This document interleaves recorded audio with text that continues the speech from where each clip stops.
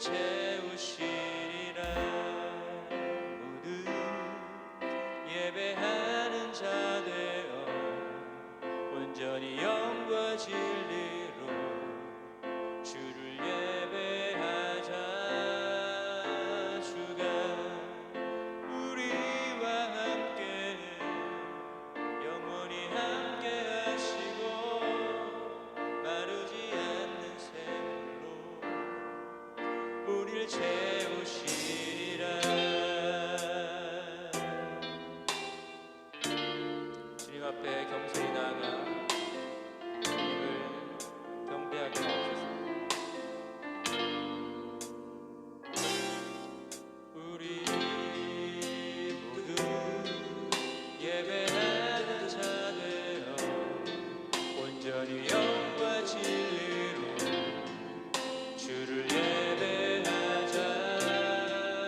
주가 우리와 함께 영원히 함께 하시고 마르지 않는 샘물로 우리를 채우시리라.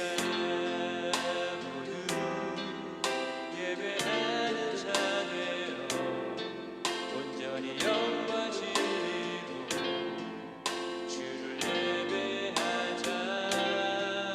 주가 우리와 함께 영원히 함께 하시고 마르지 않는 샘물로 우리를 채우시리라. 모두 예배하는 자 되어 온전히 영과 진리로 주를 예배하자. 주가 우리와 함께 영원히 함께 하시고 마르지 않는 샘물로 우리를 채우시리라.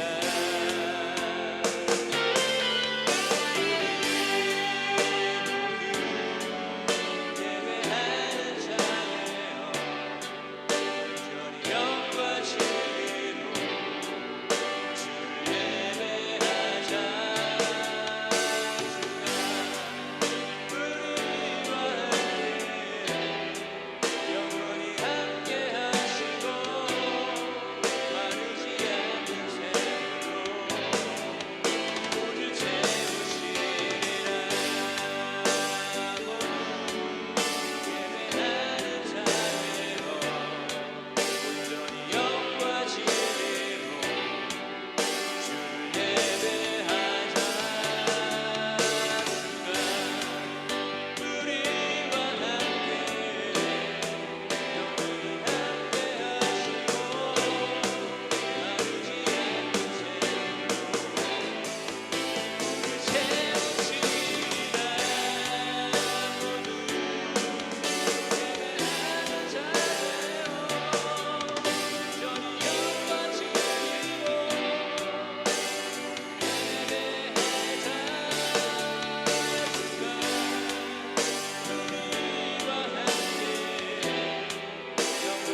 함께 하시고 마르지 않는 샘물로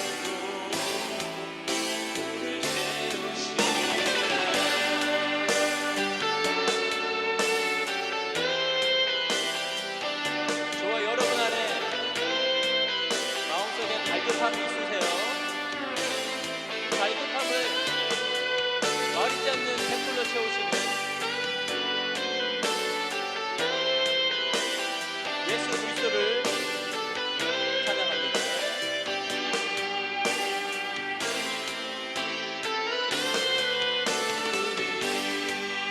모두 예배하는 자 되어 온전히 영과 진리로 주를 예배하자.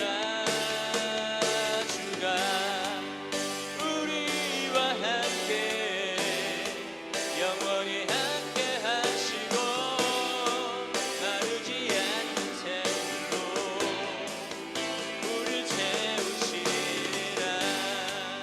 모두 예배하는 자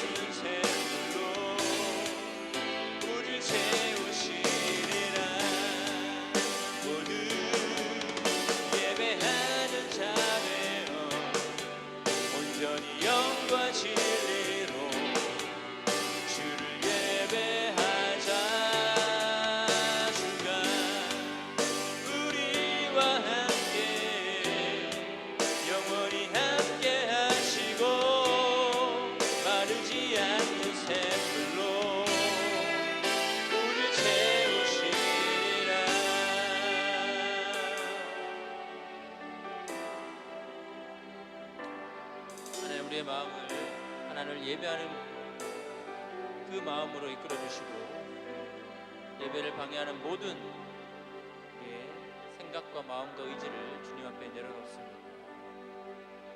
주님 앞에 나아갈 수 있는 성령을 의지하여 그분의 만지심을, 그분의 역사를 경험하는 예배가 되게 하옵소서. 예수님 이름으로 기도합니다. 따스한 성령님, 마음으로 보내 내 몸을 감싸며 주어지는 평안,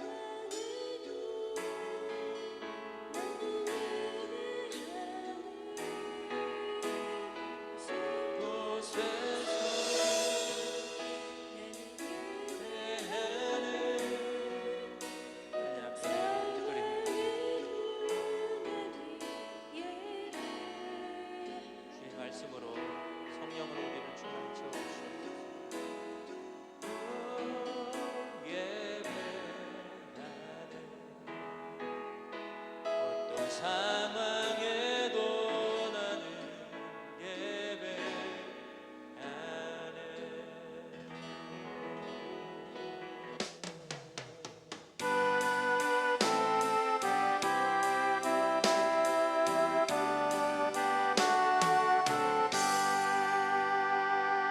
내 주를 가까이 아뢰함은 십자가 짐 같은 고생이나 내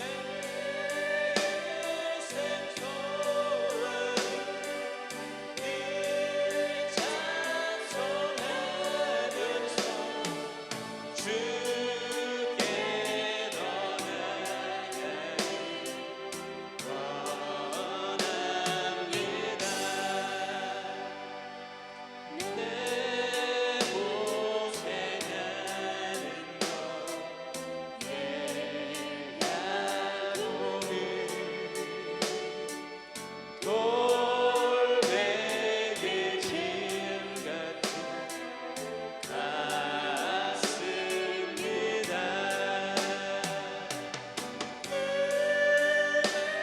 내도 소망을 늘 찬송하면서 주께 더 나아가기 원합니다.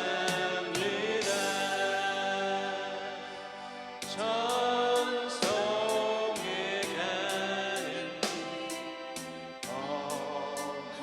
엄하여도 생명길을 은혜로다.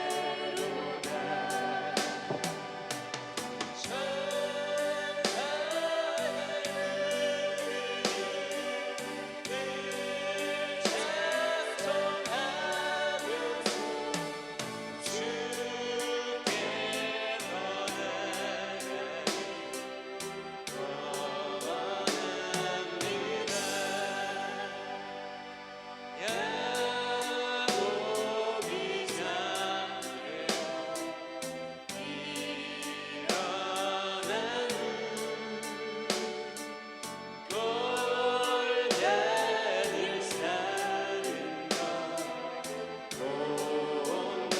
온전하서 숨질 때도 늘 찬송하면서 주께 더 나아가기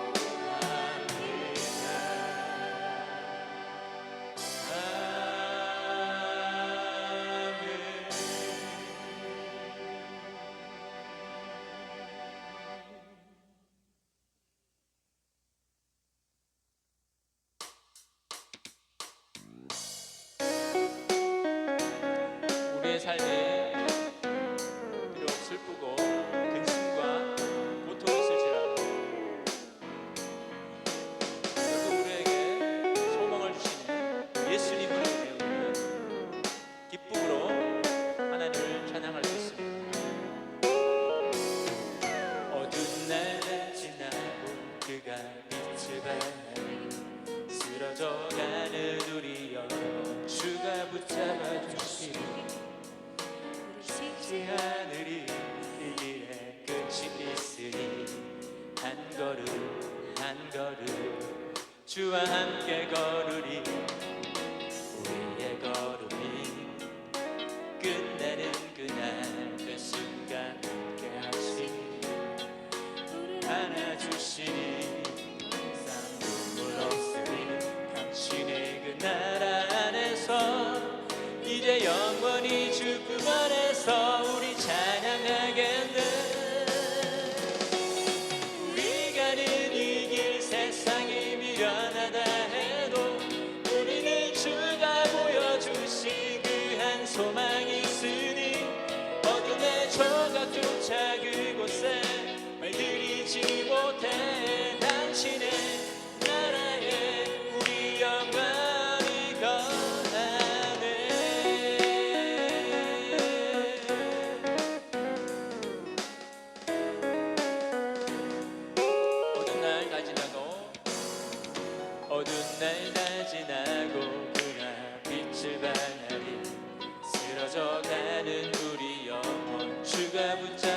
주시리. 우리 쉬지 않으리. 이 길에 빛이 있으리.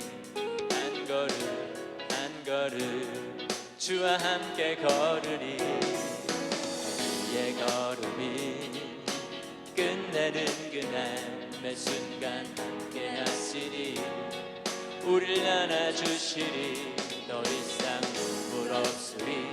당신의 그 나라 안에서 이제 영원히 주품 안에서 우리 찬양하겠네. 우리 가는 이 길 세상이 미련하다 해도 우리는 주가 보여주신 그 한 소망이 있으니 어딘데 조각조차 그곳에 발들이지 못해. 당신의 나라에 우리 영원히. 우리 가는 이 길 세상이 미련하다 해도 우리는 주가 보여주신 그 한 소망이 있으니 이곳에 조각조차 그곳에 발들이지 못해. 당신의 나라에 우리 영원히 거하네.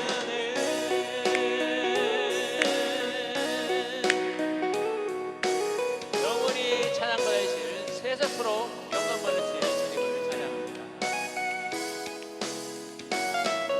우리 가는 이 길 세상이 미련하다 해도 우리는 주가 보여주신 그 한 소망이 있으니 어둠의 조각조차 그곳에 발들이지 못해. 당신의 나라에 우리 영원히.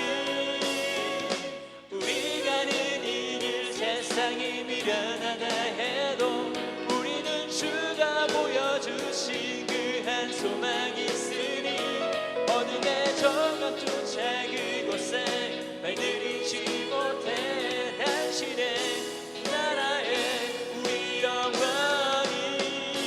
당신의 나라에 우리 영원히 거하네.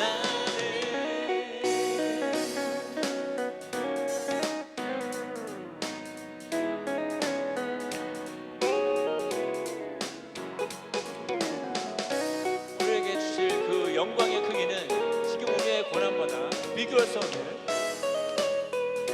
그런 소망이 우리를 기다리고 있음을 기대하면서 감사의 박수를 주님 앞에 나아갑니다.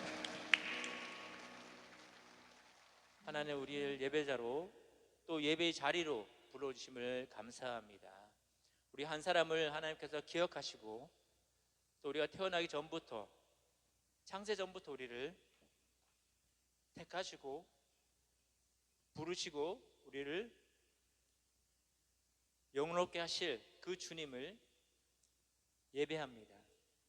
말씀으로 우리를 새롭게 하여 주시고 우리의 생각과 감정과 의지 모든 것들을 예수 그리스도의 그 뜻 가운데 우리를 온전히 세워 주심을 기대하면서 주님 앞에 나왔습니다. 저희들을 불쌍히 여겨주시고 저희들에게 긍휼을 베푸시는 하나님으로 인해 우리가 찬양하며 주님을 높여드리는 그런 예배가 되게 하여 주시옵소서. 예수님 이름으로 기도합니다. 아멘. 하나님의 말씀은 로마서 9장입니다.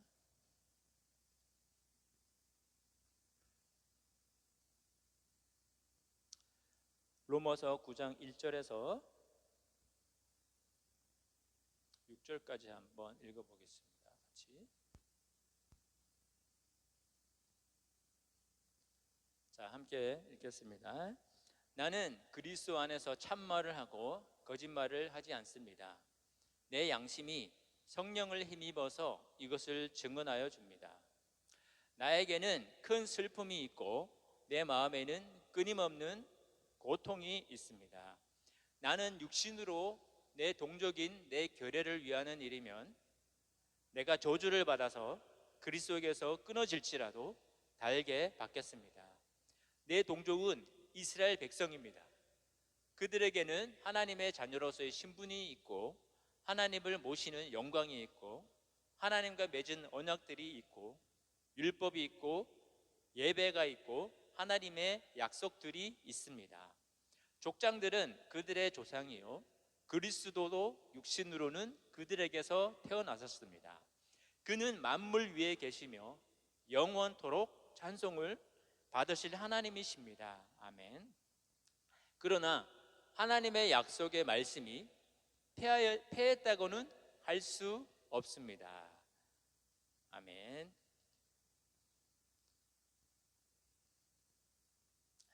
자, 저번 주에는 우리가 어떤 것도 우리를 하나님의 사랑에서 끊을 수 없다는 말씀을 함께 나눴습니다. 8장에서. 왜 그럴까요? 왜냐하면 하나님께서 우리를 사랑하셔서 예수 그리스도를 보내주셨고 성령께서 연약한 우리를 도우시기 때문에 우리는 하나님으로 인해서 압도적인 넉넉한 승리를 할 수 있게 된 것입니다. 이 약속의 말씀은 우리의 삶이 잘 풀리고 모든 것이 평안할 때 주시는 말씀이 아니었어요. 환난이나 곤고나 핍박이나 기근이나 적신이나 위험이나 칼, 그리고 우리가 죽임을 당하는 도살당할 양 같은 그런 처지에 있을지라도, 그리고 어떤 사망이나 권세자들이 현재 당하고 있는 일이나 그들에게 또 장래에 일어날 일들, 또 우리가 감당할 수 없는 그런 능력 밖에 있는 모든 일들 가운데 있을지라도 우리 주 예수 안에 있는 하나님의 사랑에서 끊을 수 없다고 말씀하셨습니다. 굉장히 우리에게 힘이 되는 말씀이죠. 그 어떤 것도 우리를 하나님의 사랑에서 끊을 수 없다. 어떤 그런 존재가 있겠습니까? 하나님의 자녀로서의 그 놀라운 특권 아닌가요? 그죠? 그런데 여러분, 막상 고난을 당하고 눈앞에 문제에 우리가 봉착했을 때 이 말씀이 과연 저와 여러분에게 위로와 힘이 될 수 있는가 한번 생각해 보았어요. 여러분 어떠세요? 근데 쉽지 않은 문제입니다. 제가 교회를 시작하기 전부터 일을 계속 했는데, 교회를 시작하면서 이제 그 전에는 이제 강남에서 일을 했는데, 그래서 교회를 하면서 가까운 동네로 이제 일을 이제 해야 되겠다. 그래서 복음도 전하고 전도도 할 계획으로 이제 가까운 데로 왔습니다. 근데 힘들게 옮겼어요. 옮기는 과정이 정말 그쪽에서 막 보내주지 않아가지고 너무 힘들게 옮겼는데, 근데 그 강남에서 일하는 것보다 와보니까 월급도 많이 줄고 더 힘든 거예요. 근데 일을 하면서 본의 아니게 고객 클레임이 들어오고 내 의도와는 다르게 오해하는 고객이 생기고, 또 이 서비스직은 갑질이라는 게 많잖아요. 그런 것들로 인해서 그런 고객을 만나면 정말 마음이 힘들더라고요. 그래서 내가 이렇게까지 무시당하면서 이 일을 계속 해야 되나? 한 달에 몇 번이고 생각합니다. 큰 교회 목사님들은 본 교회 성도님들 때문에 힘들다고 하지만 저는 그 반대예요. 설교 못한다고 지적하시는 분도 안 계시고, 밥맛이 없다고 불평하는 분도 안 계시고, 뭐 집사님 권사님 서로 싸우셔가지고 문제를 일으키는 그런 분도 안 계시잖아요. 그런데 오히려 그 믿지 않는 사람들, 그리고 새찬양교회 성도님들이 아닌 그런 다른 성도님들이 힘들게 하는 것 같아요. 그래서 복음을 전하려고 전도하려고 가까운 동네에서 일을 하는데 이러다가 복음을 전하기는커녕 복음의 문이 닫히는 게 아닌가 하는 그런 불안감이 저를 사로잡더라고요. 그런데 그런 말씀이 있습니다. 부르심을 입은 자들에게는 모든 것이 합력하여 선을 이룬다는 그런 말씀이 있어요. 그리고 고난은 인내를, 인내는 연단을, 연단은 소망을 이루는 그런 하나님이시니까 소망이라는 그 단어를 주신 하나님을 믿고 견디자. 그리고 그 어떤 것도 우리를 하나님의 그 사랑에서 끊을 수 없다. 그렇게 말씀하셨잖아요. 그래서 넉넉히 우리가 이길 수 있다고 말씀하셨잖아요. 그래서 그 말씀을 생각하니까 힘이 생겼을까요? 여러분 어떠세요? 이 말씀을 들으면 힘이 생깁니까? 아니더라고요. 마치 하나님이 거짓말 하시는 것 같고,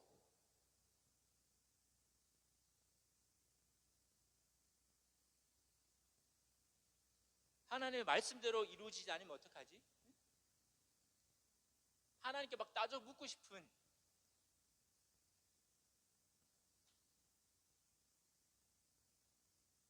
그런 생각이 드는 거예요. 근데 이런 생각을 저만 한 게 아니더라고요. 누가 했냐? 바로 하나님께서 선택하셨다는 유대인들도 이런 생각을 했다는 것을 보게 되었습니다. 자, 유대인들은 하나님께서 이스라엘 백성을 선택해서 부르셨는데, 만약 하나님을 믿고 하나님이 정말 믿을 만하고 신실하신 분이고 한번 약속하신 그것을 반드시 지키시는 분이시라면 왜 하나님께서 선택하신 그 유대인 이스라엘이 왜 예수 그리스도를 하나님께서 보내주신 그 메시아 예수 그리스도를 거부하고 있는가 라는 생각을 하게 되는 거예요.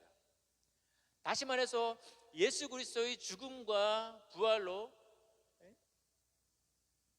새롭게 나타난 그 하나님의 구원의 의가 모든 것을 뒤집어 버렸는데, 이스라엘이 예수님을 거부함으로써 나타난 그 하나님의 신실하심에 대한 문제가 생긴 거예요. 그래서 과연 이스라엘이 그렇다면 하나님께 버림받은 것일까요? 하나님께서 선택하셨는데, 그렇다면 하나님께서 그 선택하신 이들이 버림받을 수 있을까요? 그러면 하나님께서 어떤 분이 되십니까? 실패하신 분이 되잖아요. 그렇다면 하나님의 그 약속의 말씀에 대한 신뢰가 사라지는 게 문제가 되는 거예요.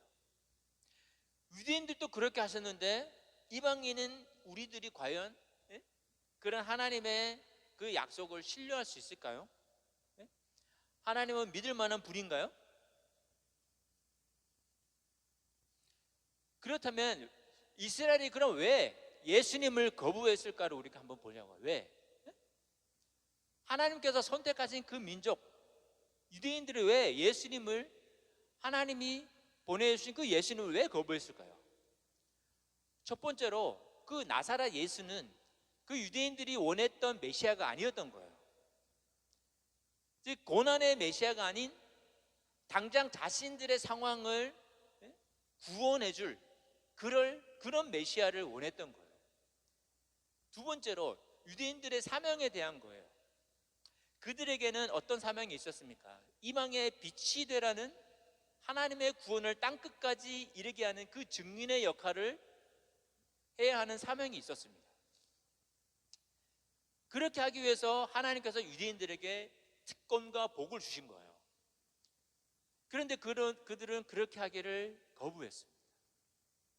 그 특권을 자신들만 누리는데 사용하기 바빴던 거예요. 이처럼 하나님께서 사명을 다하지 않은 그 이스라엘 백성들을 버렸다면, 그럼 오늘 우리들에게도 하나님의 구원의 그 복음을 땅끝까지 전하라는 명령이 주어졌잖아요. 마태복음 28장에 그 명령에 순종하지 않는다면 똑같이 우리를 버리시지 않을까요? 그렇다면 하나님의 그 신실하심에 문제가 생기잖아요. 하나님은 약속을 끝까지 지키시는 분이고 우리를 예수 그리스도를 죽이기까지 사랑하신 분이고 우리를 끝까지 넉넉히 승리하게 하시는 분이신데, 그럼 하나님이 거짓말 하시는 분인가요? 하나님이 실패하신 분인가요? 이런 문제를 가지고 오늘 본문을 함께 봤으면 좋겠습니다. 이 표준 세번역 9장 1절에 보면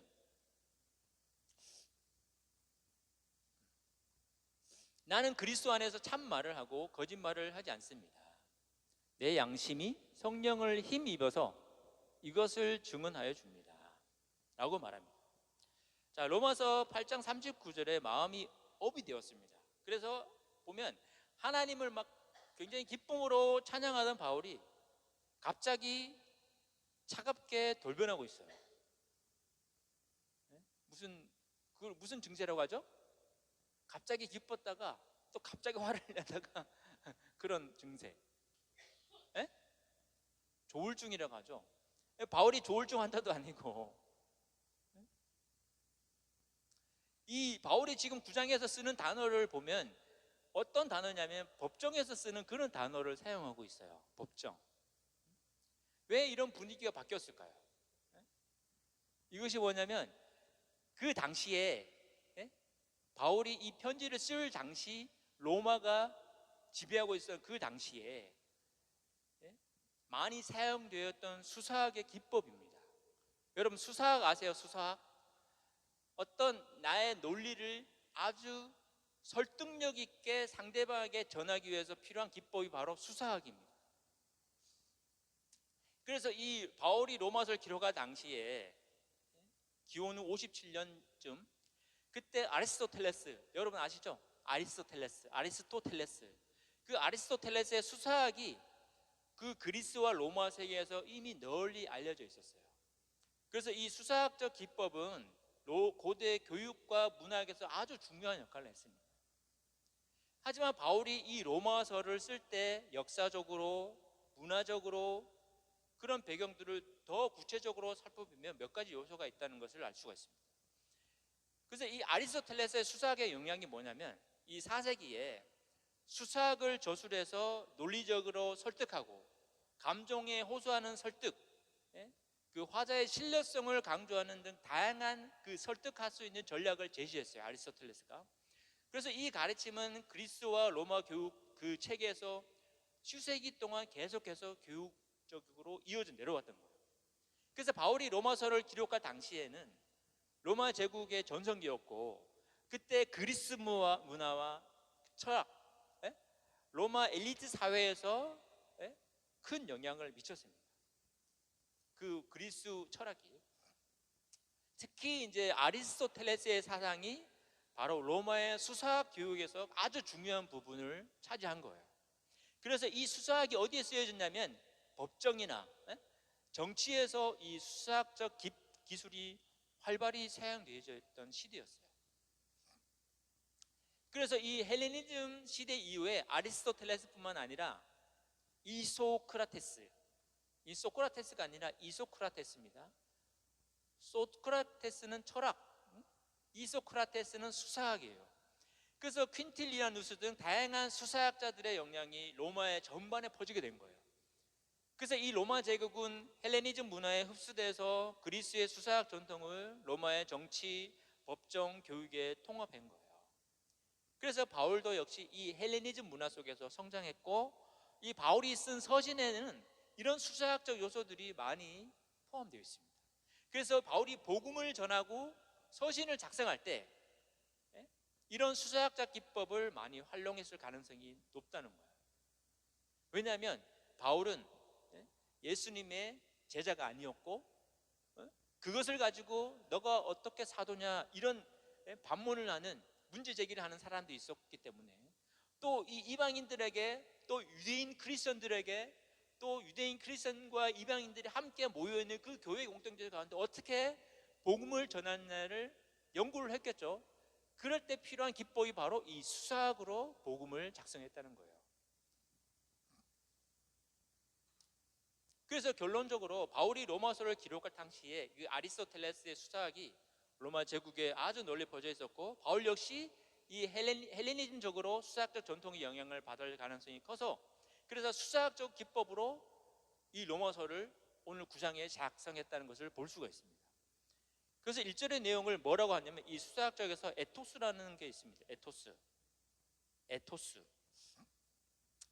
이 에토스라는 게 바울은 이제 법적으로도 진실을 말할 뿐만 아니라 마치 이 법정은 어떤 분위기입니까? 검사가 있고 또 누가 있어요? 법정에. 여러분 안 가봐서 모르는 게 TV에 나오잖아, 그죠? 뭐 우영우의 그 우영이 나오죠.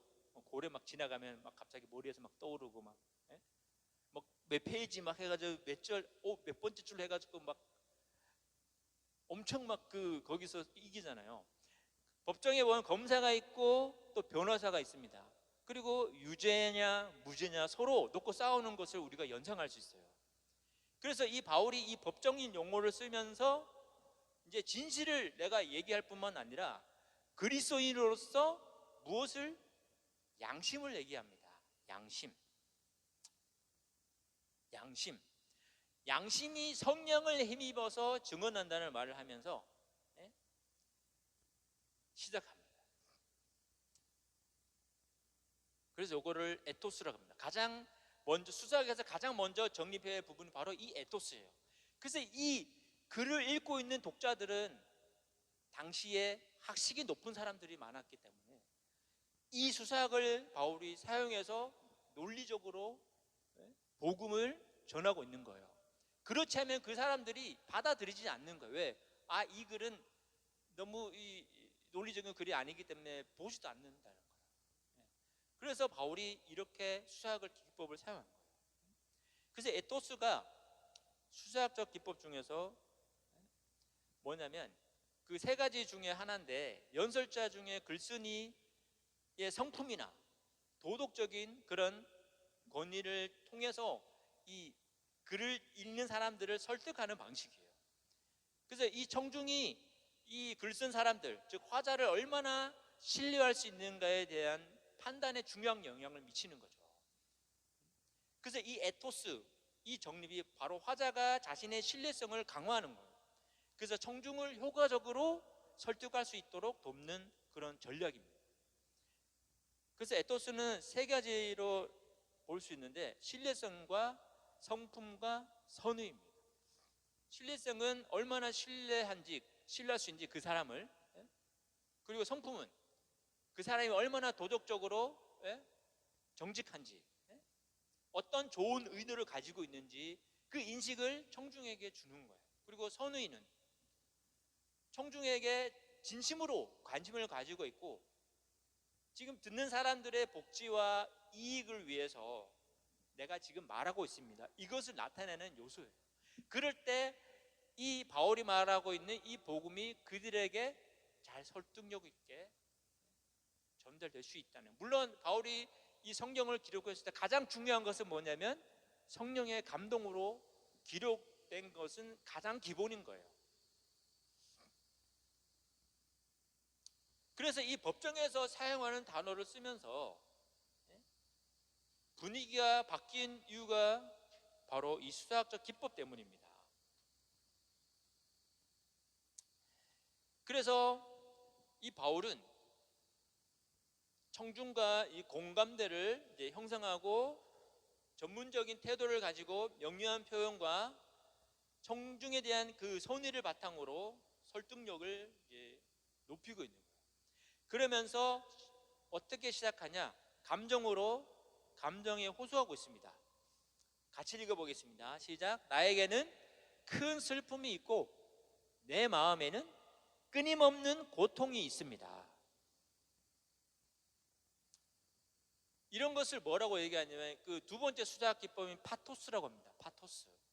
이것은 수사학에서 설득하는 방법이 의미하는데, 즉 신뢰성과 성품에 길조한 설득이 바로 에토스라 했다면, 이 파토스는 감정에 호소하는 거예요. 감정에. 지금 바울이 어떤 감정입니까? 나에게는 큰 슬픔이 있고 내 마음에 끊임없는 고통이 있습니다. 이 감정이 호소하는 거죠. 자기 감정이 지금 마음이 어떤가를 얘기하고 있는 거잖아요. 그래서 청중으로부터 공감을 일으키고 또한 분노를 일으키거나 두려움을 일으키거나 경각심을 불러일으킵니다. 또 희망이나 기쁨을 불어넣어줘서 긍정적인 미래를, 해결책을 제시하는 그런 방법으로 쓰여집니다. 그래서 이 파토스에는 이야기나 이미지와 비유, 또 감정적인 어휘나 목소리와 이 몸짓을 사용해 가지고 공감하게 하는 거예요. 근데 바울은 이스라엘이 어떻게 된다고 말하고 있냐면, 구원받은 것을 확신에 차서 말한 것이 11장 26절에 있습니다. 보면 온 이스라엘이 구원을 받게 되리라는 것입니다. 그것은 성경에 이렇게 기록되어 있는 바와 같습니다. 구원하시는 분이 시온에서 오실 것이니 야곱에게서 경건하지 못함을 제거하실 것이다. 바울은 이스라엘이 결국 구원받게 되리라는 것을 알고 있었습니다. 그런데 왜 바울이 왜 슬픔과 고통이 있을까요? 이스라엘이 구원받을 거라는 것을 알고 있습니다. 하지만 나에게는 지금 큰 슬픔이 있고 내 마음에는 끊임없는 고통이 있습니다. 왜 그럴까요? 이것은 마치 하나님의 약속의 말씀을 확신에 찬 믿음으로 받아들이고 살고 있지만 현재 우리의 삶이 그렇지 못할 때 드는 그런 마음과 같다고 할 수 있는 거예요. 바울은 나중에 이스라엘이 구원받을 것을 알고 있었지만 지금 무언가가 바울을 힘들게 하고 있는 것이 있었던 것입니다. 무엇이었을까요? 그것은 바로 이스라엘이 예수님을 거부하면서 일어나는 그런 상황 때문이었습니다. 구약 성경에 보면 하나님은 아브라함을 부르시고 이 세상을 구원하실 계획을 세우셨습니다. 아브라함의 후손을 통해서 하나님 나라를 이룰 사명을 주셨는데 바로 이 사명과 관계가 있는 거예요.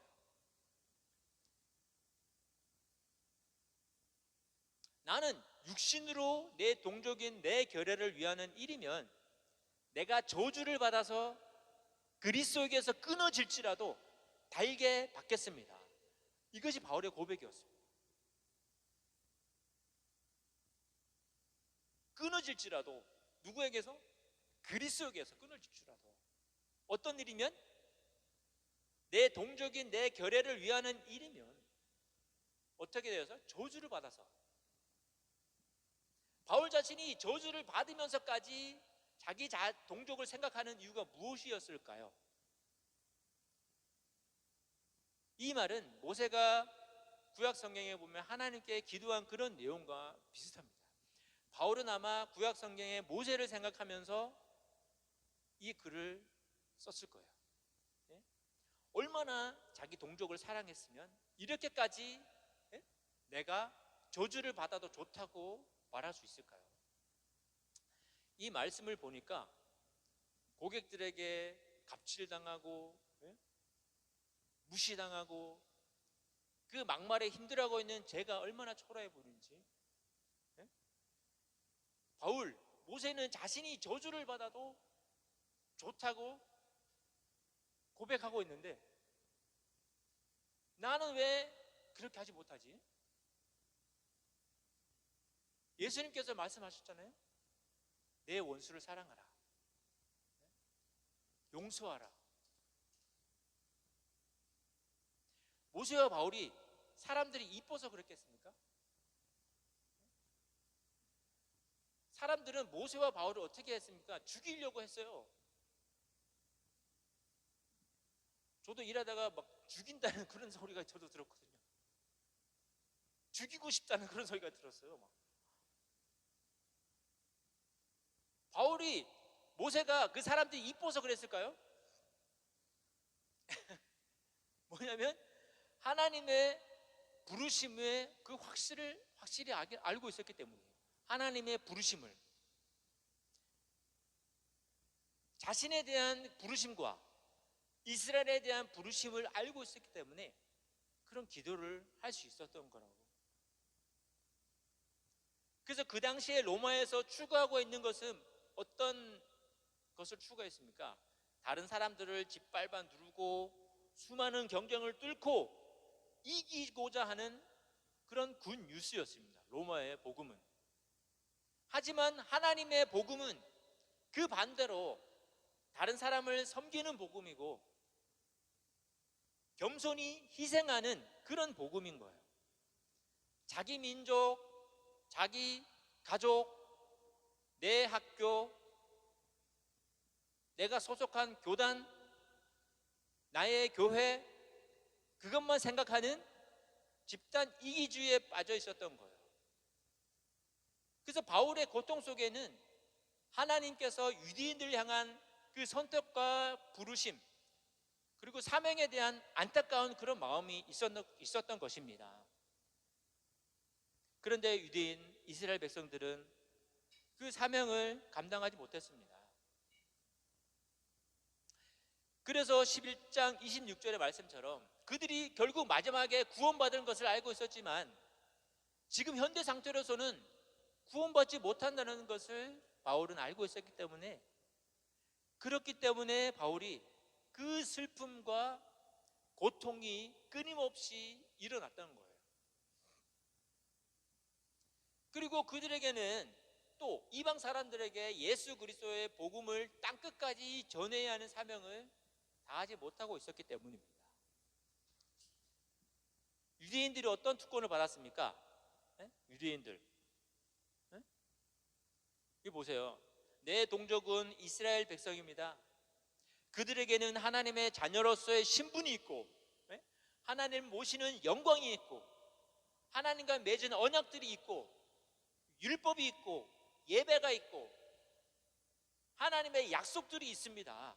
이것이 바로 하나님께서 유대인들에게 주신 그 특권이라는 거예요. 이 특권은 이방인들의 빛이 되라는 뜻에서 주신 것이지, 그것을 너희들만 누리고 살아라는 뜻이 아니었던 것입니다. 하나님은 이스라엘 백성들에게 거룩한 나라와 거룩한 백성과 제사장 나라로 부르신 거예요. 하지만 그들은 그 특권에 대한 의무는 까맣게 잊어버린 채 하나님께 불순종했기 때문에 하나님은 그 아들 예수 그리스도를 이 땅에 보내셔서 그 사명을 완성하게 하신 것입니다. 그러면서 유대인이 아닌 새로운 이스라엘이 예수님을 믿고 순종함으로써 이스라엘이 해야 할 그 사명을 그 새로운 이스라엘이 완수를 하게 하신 거예요. 그것이 바로 뭐냐면 로마서 8장에서 말씀했던 거예요. 그래서 바울은 이스라엘이 구원받지 못하는 것과 또 이방의 빛으로서 하나님의 사명을 감당하지 못하기 때문에 큰 슬픔과 끊이지 않는 고통이 그를 힘들게 하고 있었던 것입니다. 이스라엘을 통해서 그리스도 예수님이 태어나셨잖아요.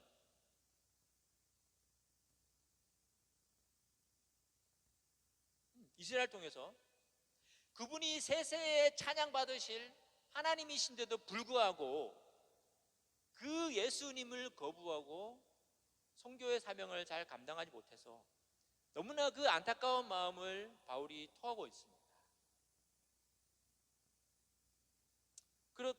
그렇기 때문에 어떻게 생각할 수 있습니까? 하나님의 약속은, 그리고 하나님의 말씀은 거짓말이다. 하나님의 약속은 실패한 것이다.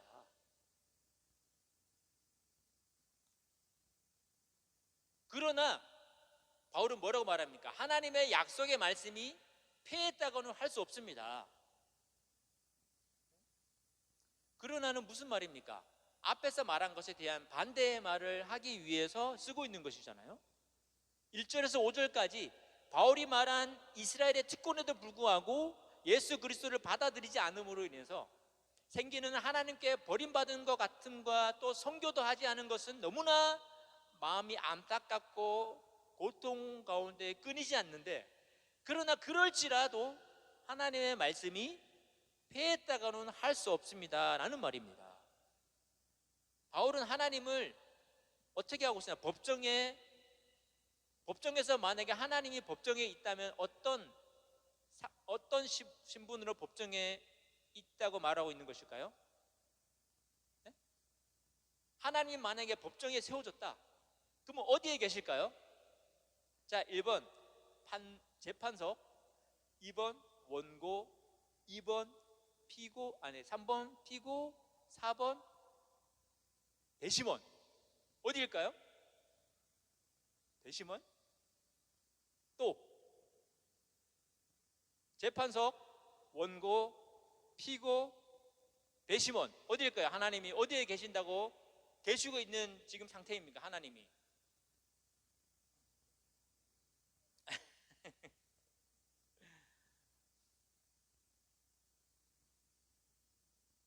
이 그림이 어디 갔지? 잠깐만요.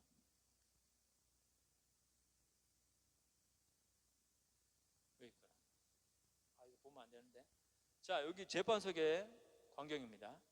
법정입니다.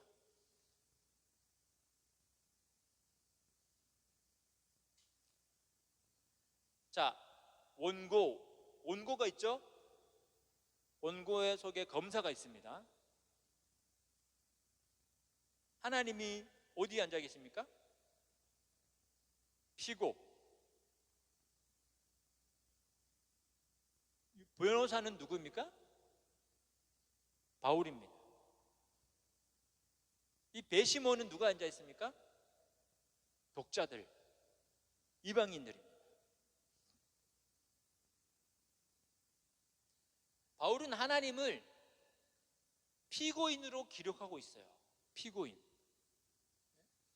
검사는 하나님의 말씀이 어떻게 법적으로 실패했다고 고소를 하고 있는 상황이에요.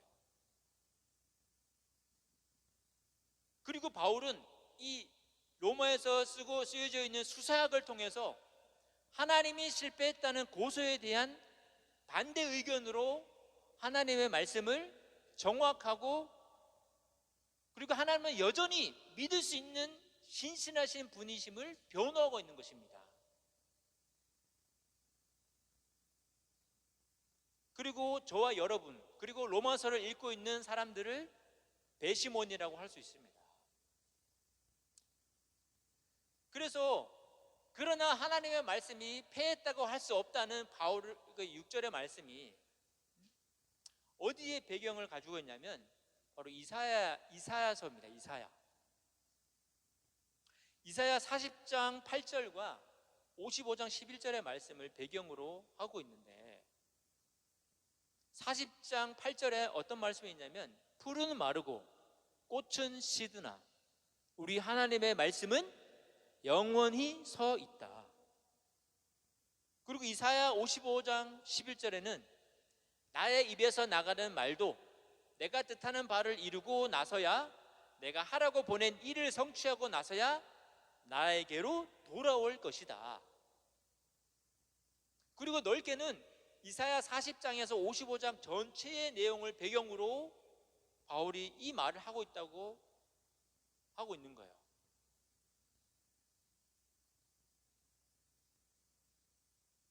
그래서 이사야 40장에서 55장 말씀을 근거로 6절에서 말하고 있는데, 바울은 하나님께서 한번 하신 약속의 말씀을 반드시 지킨다는 그런 말씀인 거예요. 여러분에게는 어떤 슬픔과 고통이 있으십니까? 그저 내 상황에 힘들어서 슬퍼하고 있습니까? 아니면 고통 가운데 있으신가요? 저와 여러분에게 그 주는 슬픔과 고통의 원인으로 인해서 하나님의 말씀이 변할까요?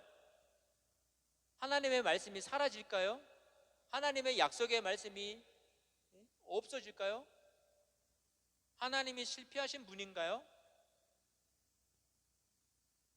우리를 슬프게 하고 힘들게 하는 그 원인을 우리가 뛰어넘어서 우리를 부르시고 또 사명을 주신 그 하나님의 약속의 말씀을 붙들고 살아갈 때 나 자신의 환경에 대한 슬픔과 고통이 아니라 바로 하나님의 부르심과 사명에 대한 그 하나님의 뜻을 발견할 수 있을 것입니다.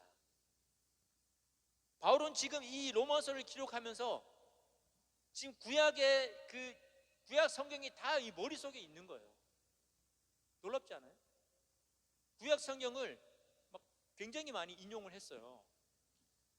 그렇다면 바울이 구약 성경을 이렇게 들고 다녔을까요? 그때 두루마리로 작성했는데, 두루마리 막 시편 같은 경우는 막 하나로 다 작성을 못해서 막 4개, 5개 두루마리가 있었는데 그걸 어떻게 다 가지고 있었어요? 또 감옥에서 어떻게 그걸 두루마리를 가지고 들어갔을까요? 있을까요? 이 구약 성경이 다 머릿속에 있는 거예요. 창세기부터 이 말라기까지 성경이 머릿속에. 그러니까 바울이 수사학을 통해서 쓸 때 이게 구약 성경의 내용이 계속해서 그 요소 중간중간에 나오는 거예요. 이렇게. 왜 유대인들은 모세오경, 모세오경을 다 토라라고 하고 다 외웁니다. 모세오경을 제사장들, 랍비들 모세오경을 다 외워야 돼요. 그래야 랍비가 되는 거예요. 바울은 어떤 사람이었습니까? 가마리엘의, 그리고 유대인 중에 유대인. 그러는 바울이 구약 성경을 다 알고 있지 않았을까요? 그런 배경 가운데 하나님께서 이스라엘을 선택했지만 이스라엘이 순종하지 않고 이방의 빛이 되라는 사명을 감당하지 못했기 때문에 예수 그리스도를 보내주셨는데, 그렇다면 바울이 하나님께서 선택한 이스라엘이 예수 그리스도를 거부한 것이, 그러면 하나님께서 실패한 것인가? 절대 그렇지 않다는 거예요. 결국 하나님은 이스라엘을 구원하실 것이지만 현재 바울이 지금 보고 있는 이스라엘의 상태는 너무나 슬프고 고통 가운데 있을 수밖에 없었다는 거예요. 왜? 하나님의 사명대로 살지 못했기 때문에. 자신의 메시아만 기다리고 있는 그런 이스라엘을 보니까 너무나 안타까운 거예요. 하나님은 이스라엘을 선택하셔서 그들에게 특권도 주시고 복을 주셨는데 그들이 부르심에 합당한 삶을 살고 있지 않다고 있다고 해서 하나님의 말씀이 실패한 것은 절대로 아니라는 거예요.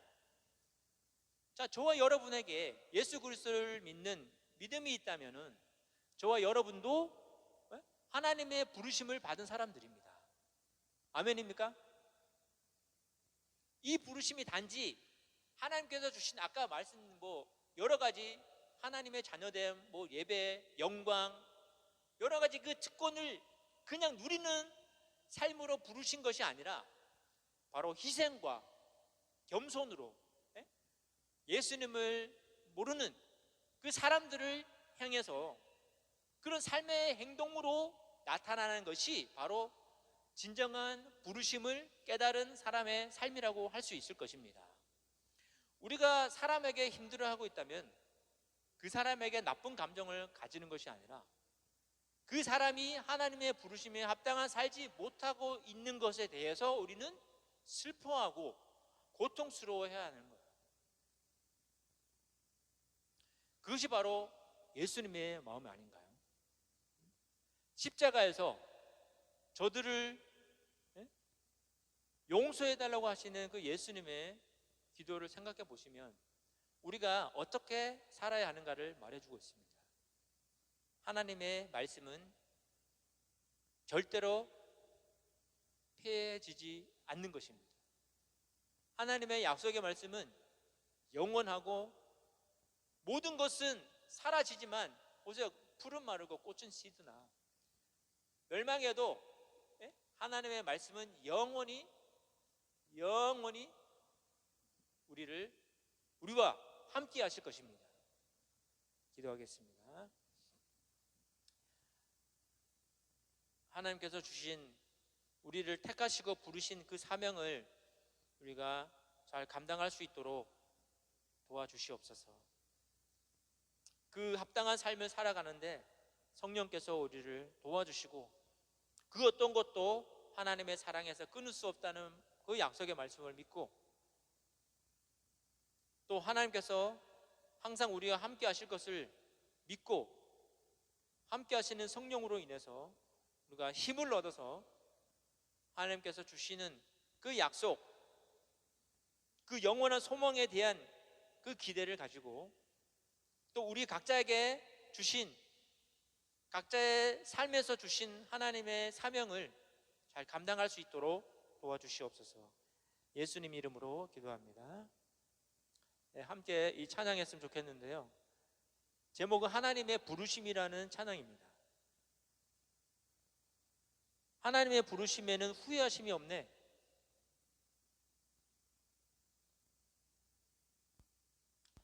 내가 이 자리에 선 것도 주의 부르심이다. 하나님의 부르심에는 결코 실수가 없네. 나를 부르신 하나님의 신실하심을 믿네.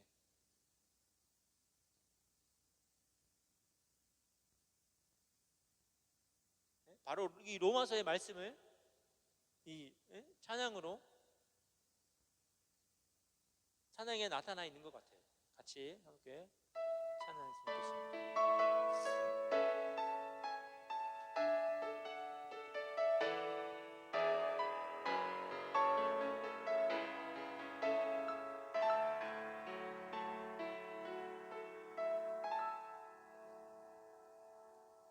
하나님의 부르심에는 후회하심이 없네.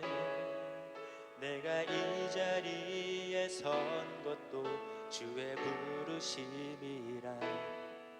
하나님의 부르심에는 결코 실수가 없네.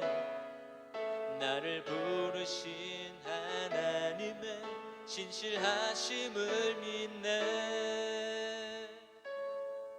작은 나를 부르신 뜻을 나는 알 수 없지만 오직 감사와 순종으로 주의 길을 가리라. 때론 내가 연약해져도 주님 날 도우시니 주의 놀라운 그 계획을 나는 믿으며 살리. 날 부르신 뜻 내 생각보다 크고 날 향한 계획 나의 지혜로 증량 못하는 가장 좋은 길로, 가장 완전한 길로 오늘도 날 이끄신 믿네. 그리고 하나님의 신실하심을 믿으십니까?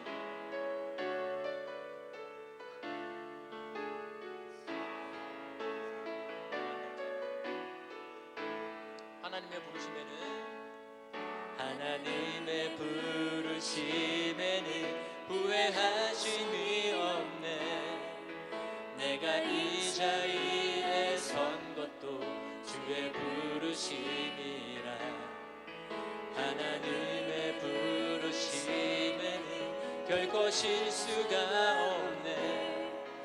나를 부르신 하나님의 신실하심을 믿네. 작은 나를 부르신 뜻을 나는 알 수 없지만 오직 감사와 순종으로 주의 길을 가리라. 때론 내가 연약하여도 주님 날 도우시니 주의 놀라운 그 계획을 나는 믿으며 살겠습니다.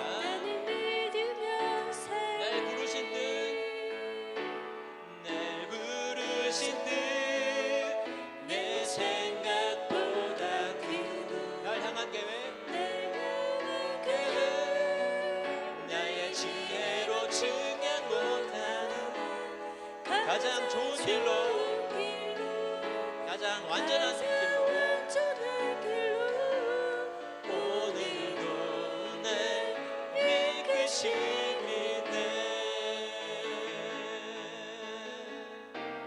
날 부르신 뜻,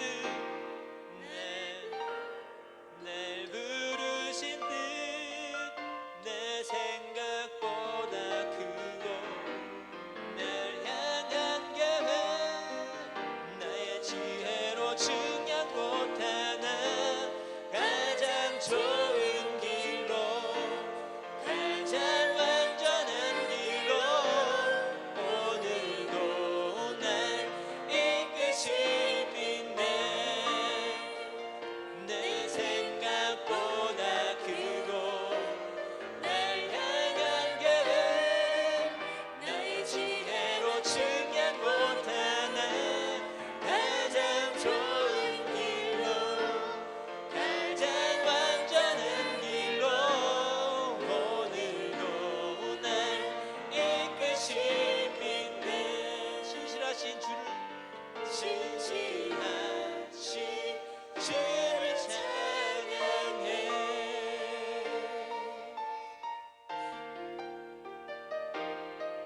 말씀을 생각하시면서 함께 기도했으면 좋겠습니다.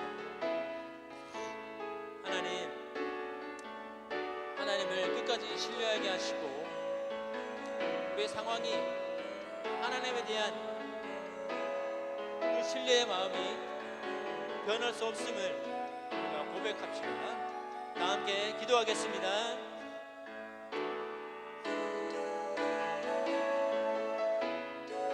하나님의 말씀은 영원합니다.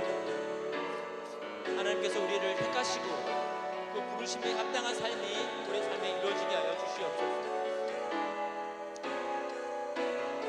하나님의 뜻대로 부르신 자에게 모든 것이 합력하여서 선을 이룬다는 말씀을 믿고 그 어떤 것도 우리를 하나님의 사랑에서 끊을 수 없음을 신뢰하게 하시고 우리에게 주신 하나님께서 부르심에 합당한 그 사명을 하나님께서 끝까지 믿음의 끈을 놓지 않고 하나님을 신뢰함으로 완성하실 하나님을 기대함으로 살아갈 수 있도록 도와주시옵소서. 우리는 연약합니다. 성령께서 말할 수 없는 탄식으로 우리를 위하여 간구하신다고 하십니다. 또 예수님도 우리를 위하여 간구하신다고 하셨습니다. 우리에게 때로는 위로와 또한 소망으로 또한 하나님의 그 완성하실 그분을 믿고 기대하고 이 땅의 삶이 비록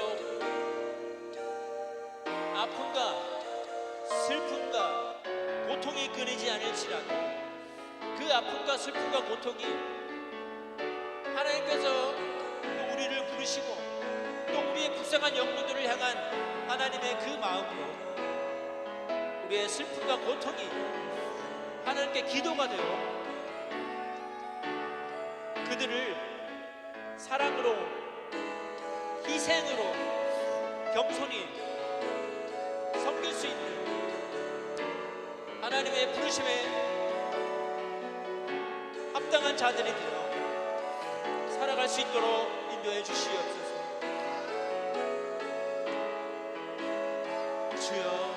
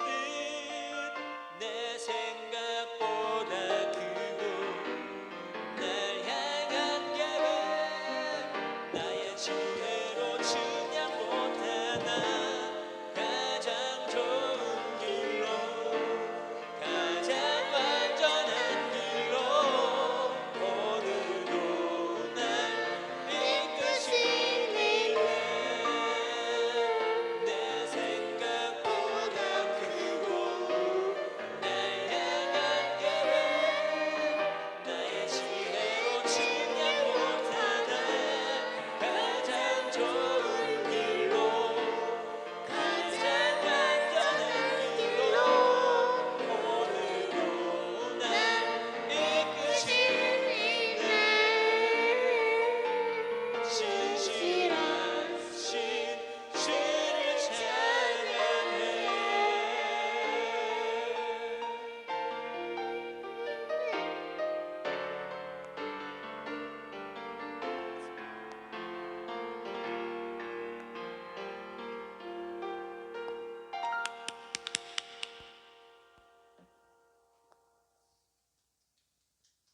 우리 하나님의 말씀은 영원하십니다.